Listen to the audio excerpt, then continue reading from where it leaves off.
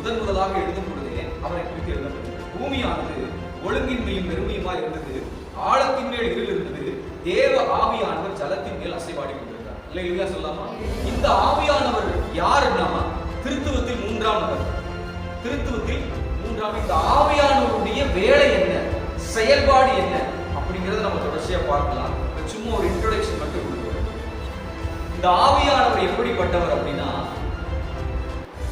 பிதாவாகிய தேவனும் குமாரனாகிய தேவனும் என்ன யோசிக்கிறார்களோ அதை நமக்குள்ளாக தெரியப்படுத்துவதற்கு நமக்குள்ளாக அசைவாடுகிற ஆண்டவராக இருக்கிறார்.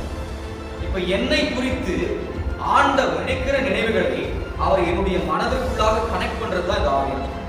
அவர் யோசிக்கிறத நம்மால் புரிந்து கொள்ள முடியும் அப்படிங்கிற நிலையை கொண்டு வர்றதுதான் ஆவியானவர். தேவனுக்கும் மனிதனுக்கும் இருக்கிற அந்த உணர்வுகளின் அடிப்படையில் அந்த உணர்வு